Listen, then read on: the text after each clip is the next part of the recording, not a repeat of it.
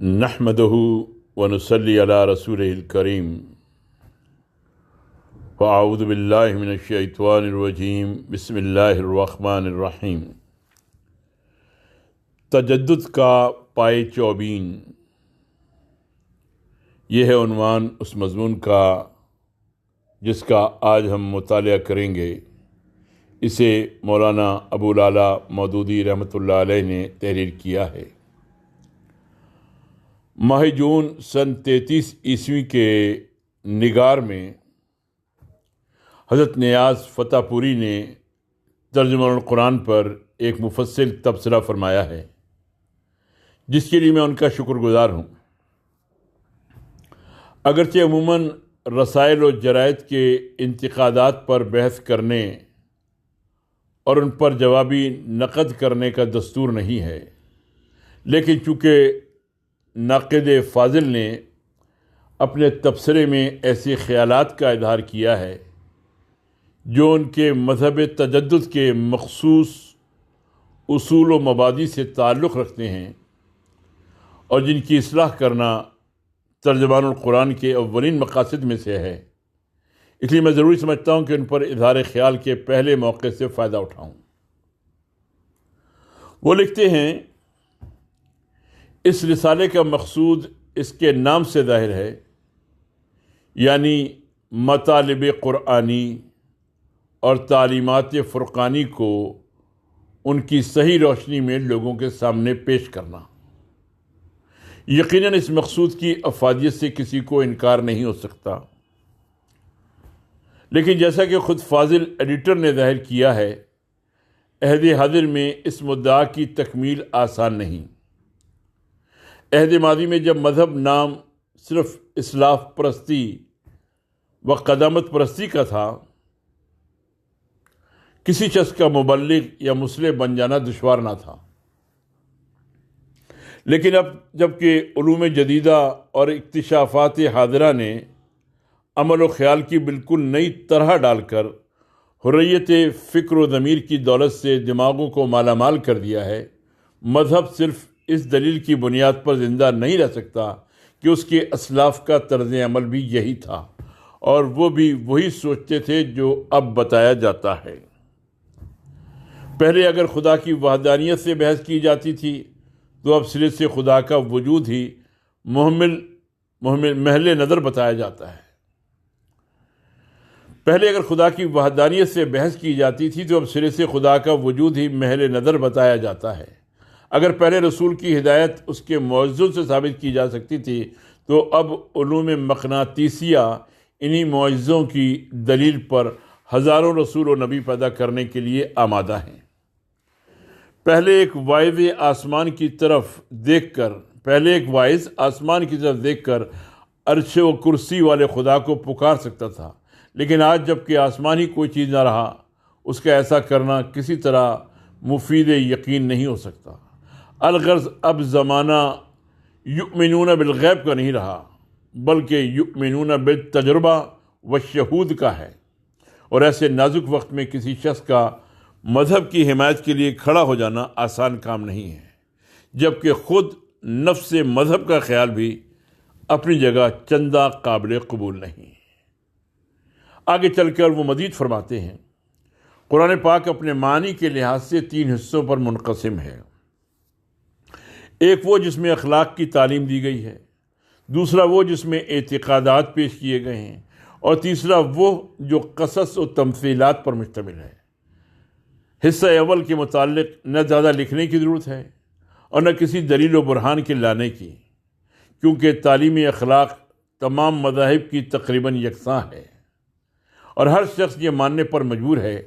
کہ مذہب اسلام کی تعلیم دوسرے مذاہب کی تعلیم سے مختلف یا فروتر نہیں ہے۔ البتہ حصہ دوم اور حصہ سوم پر زیادہ توجہ کرنا چاہیے، کیونکہ علوم جدیدہ اور اکتشافات حالیہ نے انہی 2 حصوں کی طرف سے ریب و تذبذب کی کیفیات لوگوں کے دلوں میں پیدا کر دی ہے، اور واقعہ یہ ہے کہ اگر کوئی شخص ان شبہات کے دور کر دینے میں کامیاب ہو جائے تو اس صدی کا مجدد کہلائے جانے کا مستحق ہوگا۔ اس لیے میں مشورہ دوں گا کہ ایک مستقل باب اس موضوع پر قائم کر کے تمام ان آیات قرآنی کا استقصاء کرنا چاہیے جو عقائد و قصص کے متعلق ہیں، اور ان کا صحیح مفہوم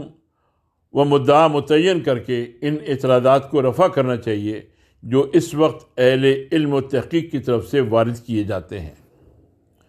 آخر میں وہ لکھتے ہیں، آئندہ کے لیے میں ان کو دعوت دیتا ہوں کہ وہ سب سے پہلے وحی و الہام کی حقیقت پر گفتگو کریں کہ اسی کے سمجھنے پر کلام اللہ کی حقیقت کا سمجھنا منحصر ہے، اور مسئلہ معاد کو لیں کہ اس کے حل ہونے پر انحصار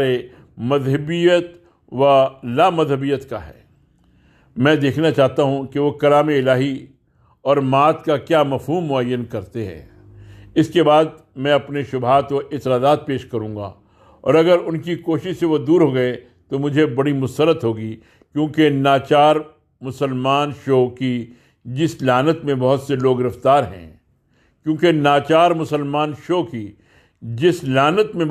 گرفتار ہیں ان کا ایک بڑا سبب عقیدہ معاد بھی ہے۔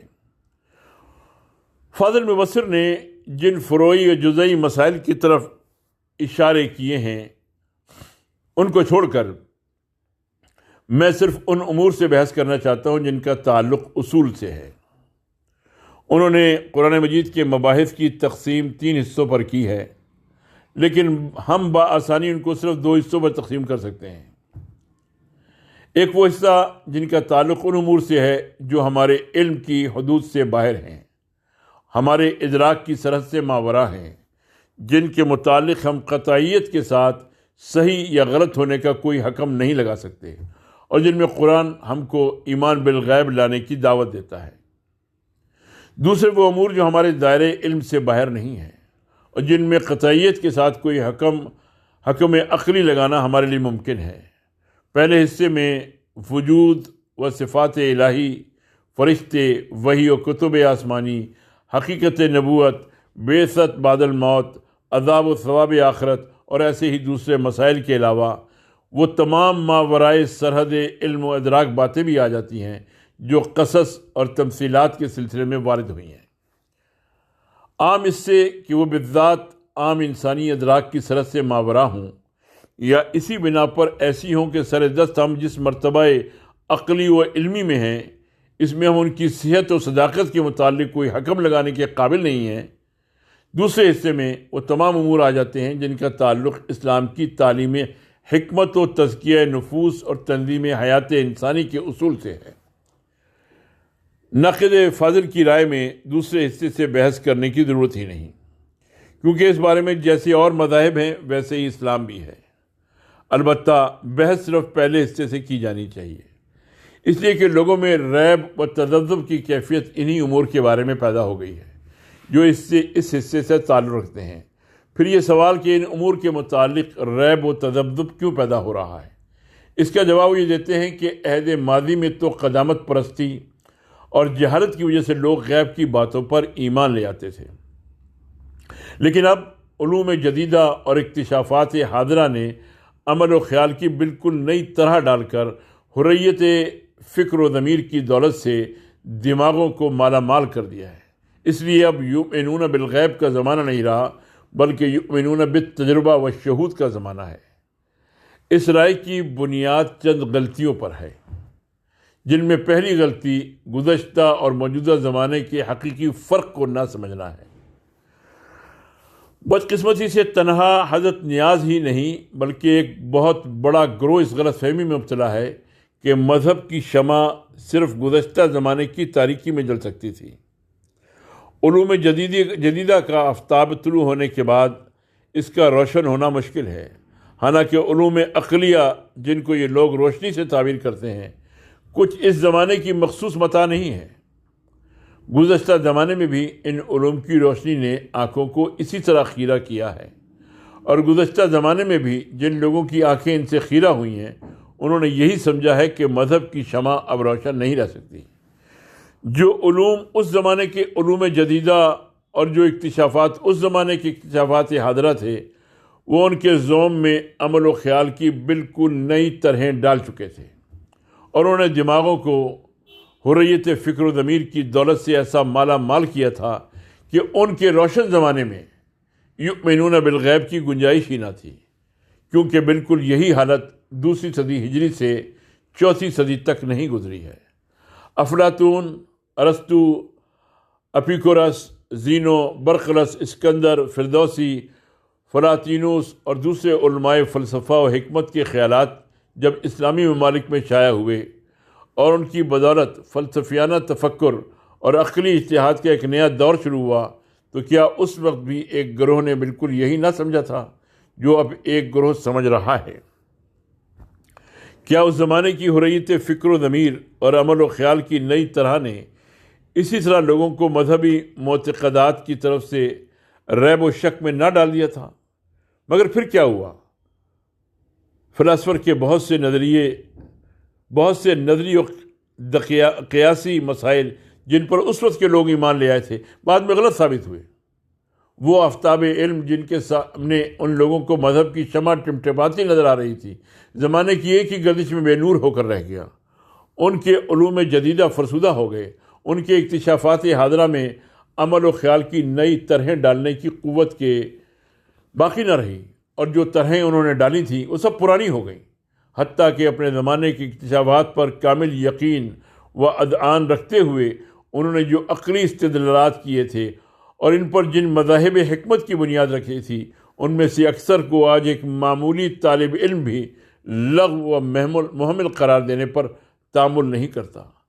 اب اگر کوئی شخص یہ کہتا ہے کہ گزشتہ زمانے کی تاریکی میں مذہب کی شمع جل سکتی تھی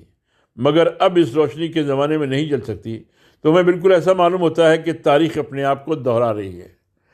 جن چیزوں کو آج علوم جدیدہ و اکتشافات حاضرہ کہہ کر وہی دعوے کیے جا رہے ہیں جو پہلے کیے تھے،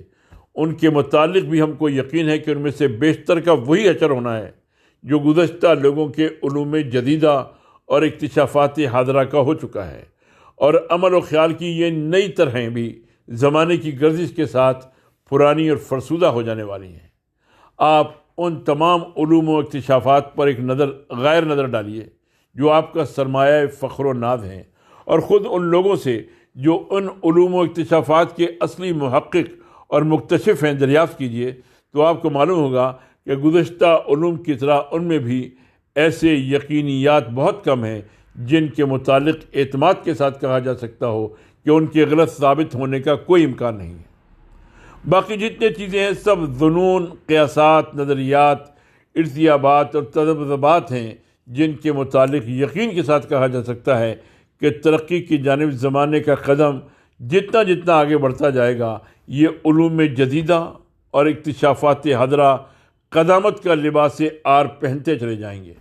اور عمل و خیال کی نئی طرحیں جو ان ناپائیدار علوم و اکتشافات کے بھروسے پر پڑی ہیں کچھ دوسری نئی طرحوں کے لیے جگہ خالی کرتی چلی جائیں گی۔ بس جب حال یہ ہے تو ایک ہوش مند اور بالغ النظر آدمی کے لیے اس خیال سے حیبت زدہ ہونے کی کوئی وجہ نہیں ہے کہ اب علوم جدیدہ اور اکتشافات حاضرہ نے عمل و خیال کی نئی طرحیں ڈال دی ہیں اور حریت فکر و ضمیر کی دولت سے دماغوں کو مالا مال کر دیا ہے، لہذا اب خدا جانے مذہب کا کیا اثر ہو۔ وہ تو ان علوم و اکتشافات پر ایک تحقیقی نظر ڈال کر یہ دیکھے گا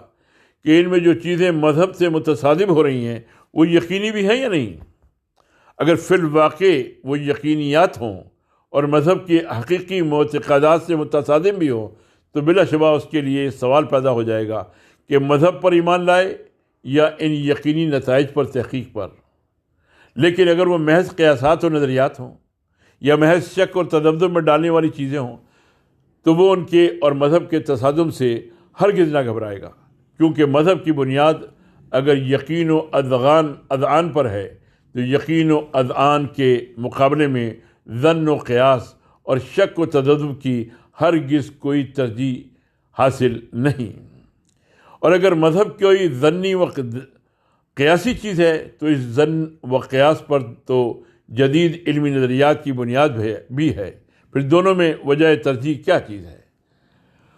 علوم جدیدہ و اکتشافات حاضرہ سے مروب ہو کر مذہب کی طرف ایک ترمیم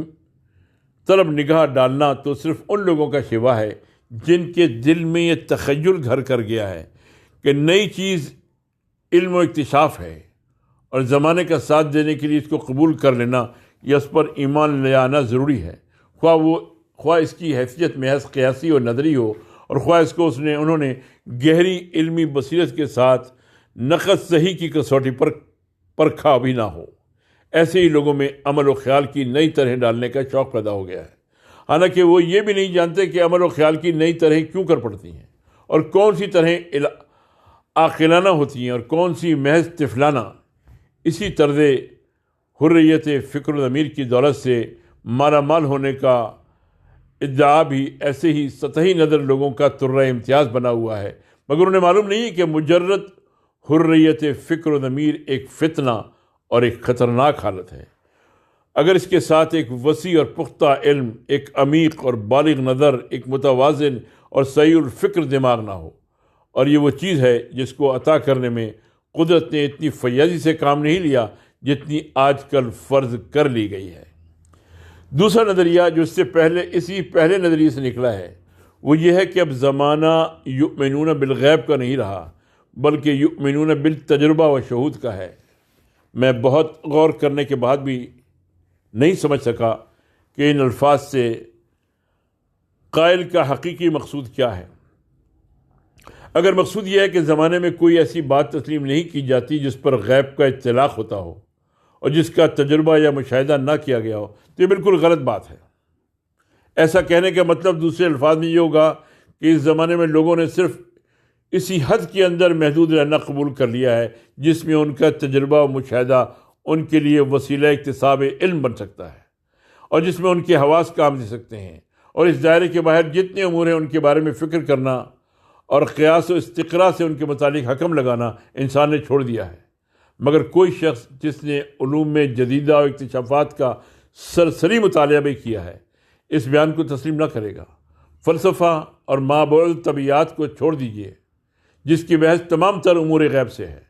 خود سائنس اور اس کے امور طبیعہ کو لے لیجیے جن کے اعتماد پر آپ ایمان بالتجربہ و شہود کا اعلان کر رہے ہیں۔ اس فن کا کون سا شعبہ ایسا ہے جس کی تحقیقات کا مدار قوت، انرجی، قانون، فطرت، مادہ، رشتہ، حلت و معلول اور ایسے ہی دوسرے امور کے اقرار و اثبات پر نہیں؟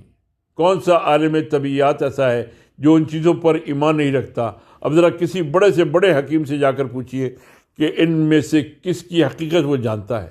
کس کی کتنا تک اس کے حواس پہنچ سکے ہیں، کس کے نفس وجود کا تجربہ و مشاہدہ اس نے کر لیا ہے، اور کس کے موجود ہونے کے حقیقی ثبوت وہ پیش کر سکتا ہے۔ پھر یہ غیب پر ایمان نہیں تو کیا ہے؟ ان الفاظ کا ایک دوسرا مطلب یہ بھی ہو سکتا ہے کہ اس زمانے میں صرف وہی بات مانی جاتی ہے جس کا تمام انسانوں نے تجربہ و مشاہدہ کیا ہے، اور جو نوع انسانی کے تمام افراد کے لیے شہود و حضور کا مرتبہ رکھتی ہے۔ لیکن یہ ایسی بات ہے جو کسی مرد عاقل کی زبان سے نہیں نکل سکتی، اس لیے کہ یہ بالکل بدیہی امر ہے کہ تمام انسانی معلومات افراد انسانی کو فرداً حاصل نہیں ہیں، بلکہ ان کا ایک بڑا حصہ ایسا ہے جس میں مخصوص جماعتوں اور مخصوص افراد کو اختصاص کا مرتبہ حاصل ہوتا ہے۔ ان خصوصی معلومات کا ہر شعبہ صرف اپنے مختص عالموں کے لیے حاضر اور باقی تمام انسانوں کے لیے غائب ہوتا ہے، اور جمہور کو اس شخص یا اس گروہ پر ایمان بالغیب لانا پڑتا ہے جو اس شعبے کا عالم ہو۔ تیسرا مفہوم اس قضیہ کلیہ کا یہ بھی ہو سکتا ہے کہ اس زمانے کا ہر شخص صرف وہی بات مانتا ہے جو اس کے ذاتی تجربے یا مشاہدے میں آتی ہو، اور ایسی کسی بات کو نہیں مانتا جو خود اس کے لیے غیب کا حکم رکھتی ہو۔ لیکن یہ ایسی بات ہے کہ اس سے زیادہ محمل کوئی بات انسانی دماغ سے نکل نہیں سکتی۔ اس صفت کا نہ کوئی آدمی کبھی پایا گیا ہے، نہ آج پایا جاتا ہے، نہ قیامت تک اس کے پائے جانے کی امید ہے، اور اگر فی الواقع کہیں موجود ہے تو اس کی نشاندہی کرنے میں ہرگز تعامل نہ کرنا چاہیے، کیونکہ انکشافات حاضرہ میں یہ انکشاف سب سے زیادہ اہم ہوگا۔ غرض آپ خواہ کسی پہلو سے اس فقرے کو دیکھیں، اس میں کوئی صداقت آپ کو نظر نہ آئے گی۔ خود تجربہ و مشاہدہ ہی اس پر گواہ ہے کہ زمانہ بھی اسی طرح یؤمنون بالغیب کا ہے جس طرح گزشتہ زمانہ تھا، اور ایمان بالغیب جس چیز کا نام ہے اس سے انسان کو نہ کبھی چھٹکارا ملا ہے نہ مل سکتا ہے۔ ہر شخص اپنی زندگی کے 999 بلکہ اس سے زیادہ معاملات بھی ایمان بالغیب لاتا ہے، اور لانے پر مجبور ہوتا ہے۔ اگر وہ یہ عہد کر لے کہ صرف اپنے تجربہ و مشاہدے ہی پر ایمان لائے گا تو اس کو معلومات کا وہ تمام ذخیرہ اپنے دماغ سے خارج کر دینا پڑے گا جسے دوسروں پر اعتماد کر کے اس نے مقام علم و یقین میں جگہ دی ہے۔ اکتساب علم کے ان تمام ذرائع کا مقاطعہ کر دینا پڑے گا جو خود اس کے اپنے تجربے و مشاہدے سے ماں سوا ہیں، اور یہ ایسی حالت ہوگی جس میں وہ زندہ ہی نہ رہ سکے گا، کجا کہ دنیا کا کوئی کام کر سکے۔ در حقیقت ایمان بالغیب کی کلی نفی اور ایمان بالتجربہ و شہود کا کلی اثبات نہ اس زمانے میں ممکن ہے، نہ اس سے بھی زیادہ روشن کسی زمانے میں ہونے کی توقع ہے۔ لا محالہ ہر زمانے اور ہر حالت میں انسان مجبور ہے کہ اپنے ذاتی تجربہ و مشاہدے کے بغیر بہت سی باتیں محض دوسروں کے اعتبار پر مان لے۔ کچھ باتیں اس کو خبر متواتر کی بنا پر ماننی پڑتی ہیں، جیسا کہ یہ کہ سنکھیا کھانے سے آدمی مر جاتا ہے،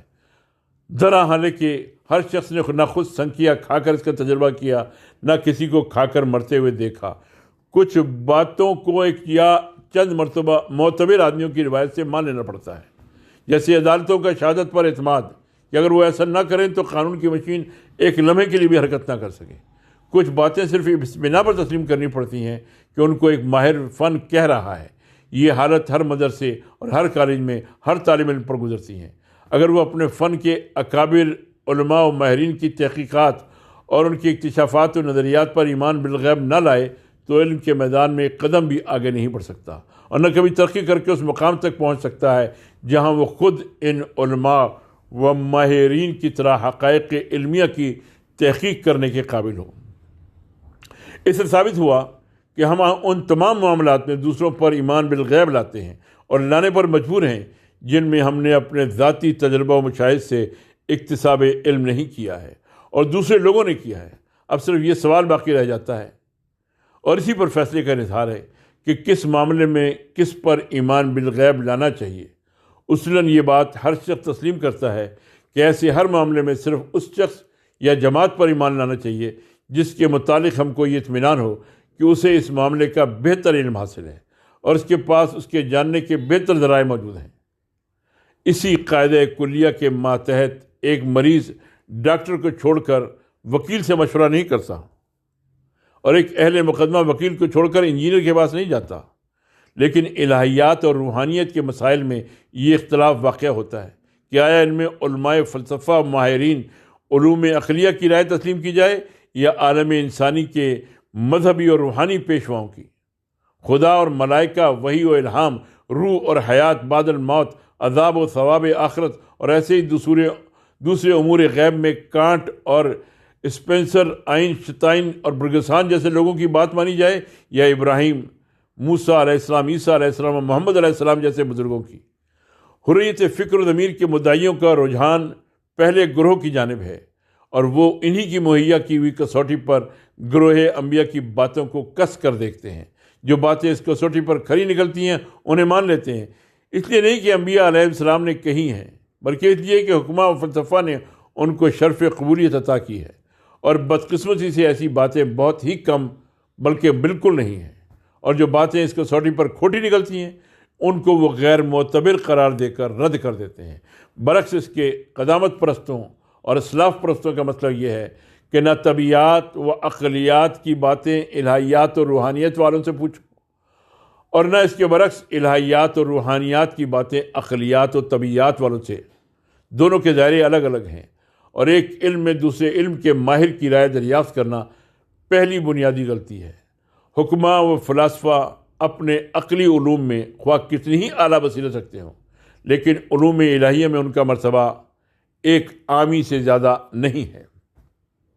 اور وہ ان کے متعلق معلومات کے اتنے ہی ذرائع رکھتے ہیں جتنے ہر معمولی انسان رکھتا ہے۔ یہ علوم مخصوص ہیں انبیاء علیہ السلام کے ساتھ، وہی ان کے ماہر ہیں اور انہی کے پاس ان کے جاننے کے اصلی ذرائع ہیں، اس لیے ان کے مسائل میں انہی پر ایمان بالغیب لانا چاہیے۔ آپ کے لیے بحث و کلام کی اگر گنجائش ہے تو وہ صرف اس امر میں ہے کہ آیا فی الواقع وہ سچے اور علوم الہیہ میں صاحب بصیرت تامہ ہیں یا نہیں۔ مگر جب بات ثابت ہو جائے یا ثابت کر دے کہ فی الحقیقت وہ ایسے ہیں، تو پھر جو باتیں اپنی بصیرت اور اپنے علم کی بنا پر انہوں نے بیان کی ہیں وہ سب آپ کو ماننا پڑیں گی۔ ان سے انکار کرنا، ان کے خلاف دلیل و حجت لانا بالکل ایسا ہی ہوگا جیسے اندھا سورج کے وجود سے انکار کر دے اور آنکھوں والوں کو جھٹلانے کے لیے وجود شمس کے امتناع پر دلیلیں پیش کرے۔ ایسا شخص اپنے ذوم میں خواہ کتنا ہی بڑا فلسفی ہو، مگر جو اپنی آنکھوں سے سورج کو دیکھ رہا ہے، وہ اس نابینا کے متعلق جو کچھ رائے قائم کرے گا اس کے بیان کی حاجت نہیں۔ آپ کہیں گے کہ انبیاء علیہ السلام نے امور غیب کے متعلق جو کچھ کہا ہے اس کی تائید علوم جدیدہ اور اکتشافات حاضرہ سے نہیں ہوتی، اس لیے لوگ ریب و تذبذب میں مبتلا اور ناچار مسلمان شو کی لعنت میں گرفتار ہو گئے ہیں۔ مگر میں کہوں گا کہ ان علوم و اکتشافات میں وہ کون سے یقینیات ہیں جو اصول اسلام سے ٹکراتے ہیں؟ اگر ہیں تو انہیں پیش فرمائیے تاکہ ہم بھی غور کریں کہ آیا قرآن کو مانیں یا علوم جدیدہ اور اکتشافات حاضرہ کو۔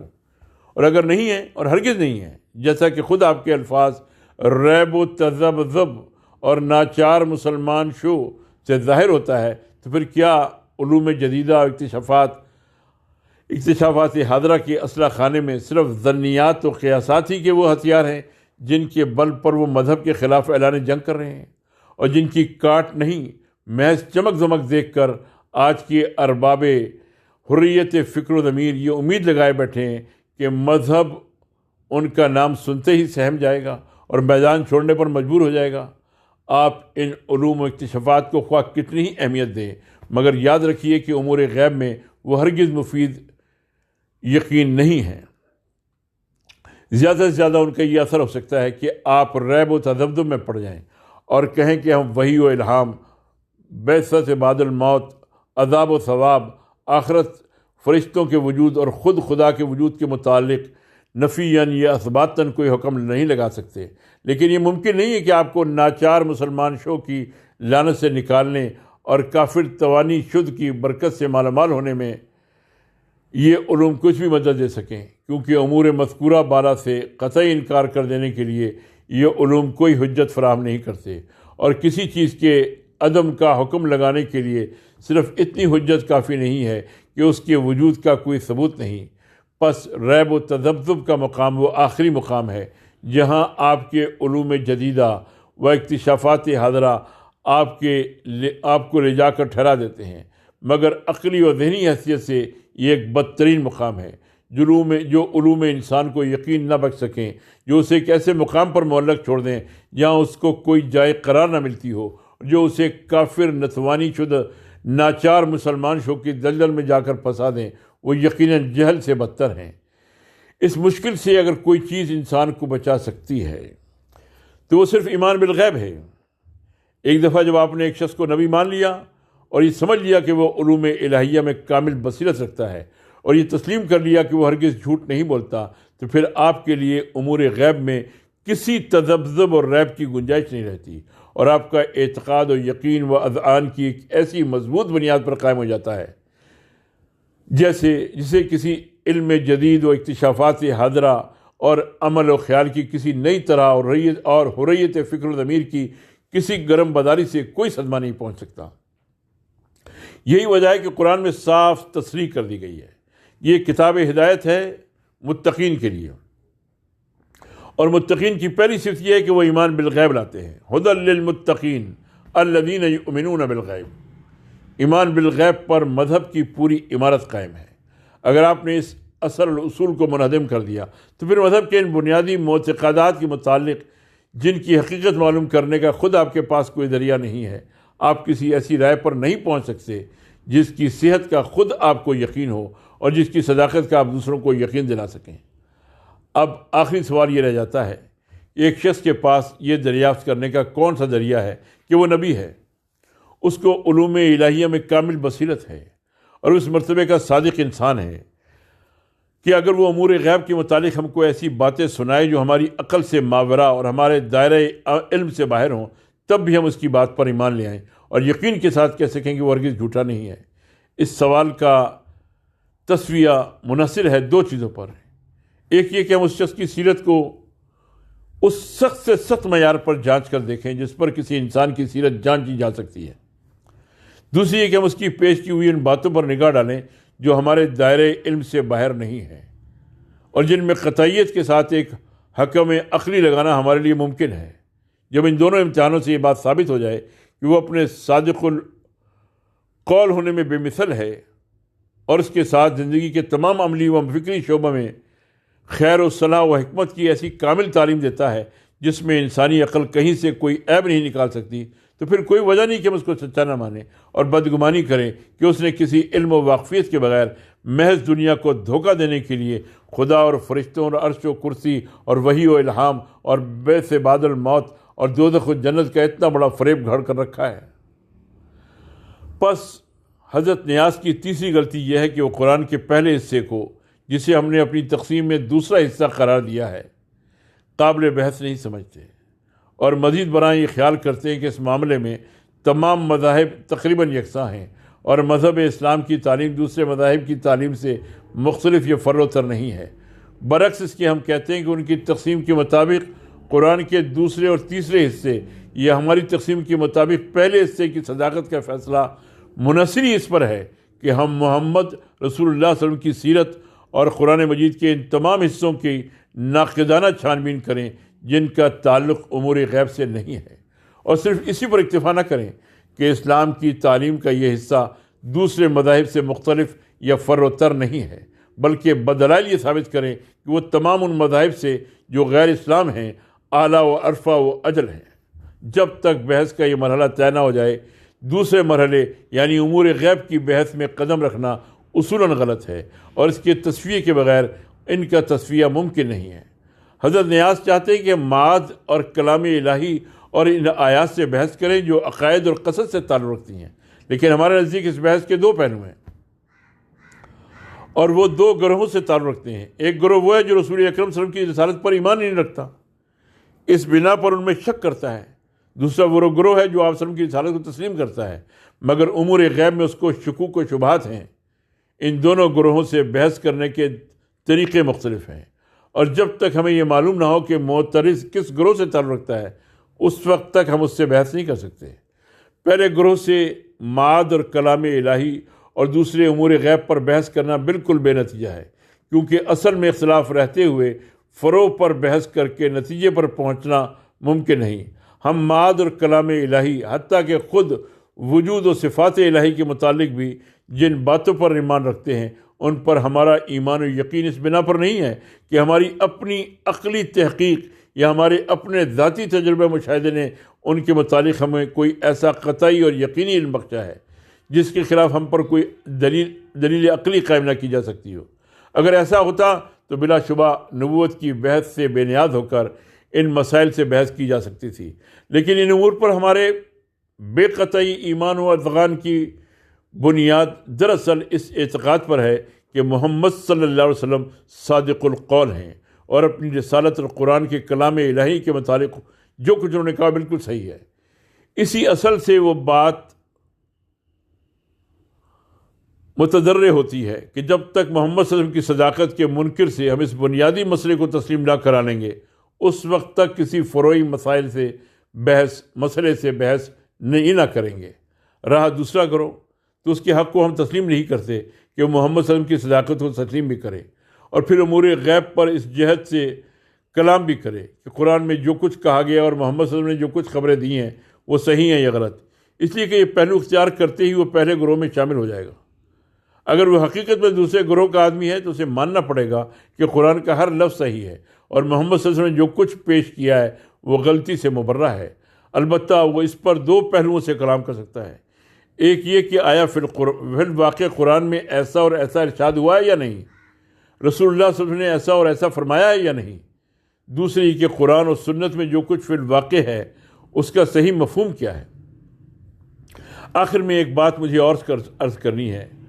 حضرت نیاز نے رائے دی ہے کہ ترجمان القرآن میں ایک باب المناظرہ کھولا جائے اور ارادہ ظاہر فرمایا کہ وہ اپنے شبہات و اعتراضات بھی پیش کریں گے۔